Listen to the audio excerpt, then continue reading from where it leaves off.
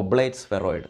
നമ്മുടെ ഭൂമിയുടെ ഷേപ്പ് കൃത്യമായിട്ട് ബോൾ പോലെ ഉരുണ്ടതല്ല. ഭൂമിയുടെ സെൻട്രൽ നിന്നും ഇക്വേറ്റർ ഭാഗത്തേക്കുള്ള ദൂരം 6378 കിലോമീറ്റർ ആണ്. പക്ഷെ നിങ്ങൾ കേട്ടോ, ഭൂമിയുടെ സെൻട്രൽ നിന്നും പോൾസിലേക്ക്, ധ്രുവങ്ങളിലേക്ക് 6356 കിലോമീറ്ററുമാണ് ദൂരം. അതായത് 22 കിലോമീറ്റേഴ്സിന്റെ മാറ്റം. ഭൂമിയുടെ സെൻട്രൽ നിന്നും ഹൈറ്റിലേക്ക് പോകുന്നതിനനുസരിച്ച് നമ്മുടെ മേലുള്ള ഗ്രാവിറ്റേഷണൽ പുള്ള് അത് കുറഞ്ഞുകൊണ്ടിരിക്കും, ഗുരുത്വാകർഷണം. അപ്പോൾ ഓർക്കുക, ധ്രുവങ്ങളിലേക്കാളും ഗുരുത്വാകർഷണം കുറവായിരിക്കും ഇക്വേറ്റർ ഭാഗത്ത് വരുമ്പോൾ. നമ്മൾ കോമൺ ആയിട്ട് പറയുന്നത് 9.8 മീറ്റർ പെർ സെക്കൻഡ് സ്ക്വയർ ആണ് ഗ്രാവിറ്റി എന്നല്ലേ. ബട്ട് ഇക്വേറ്ററിൽ 9.78ഉം പോളിൽ 9.83മാണ്. ഇവിടെയാണ് കളിയിരിക്കുന്നത്. എനിക്കിപ്പോൾ ഇന്ത്യയിൽ 72 കിലോ ആണ് ശരീരഭാരം. ശരിക്കും കേട്ടോ, ഇന്ത്യയിൽ.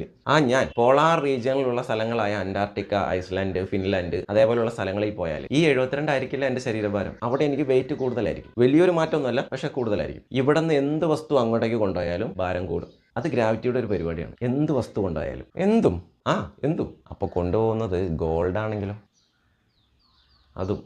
അത് കൊള്ളാലോ മോനെ.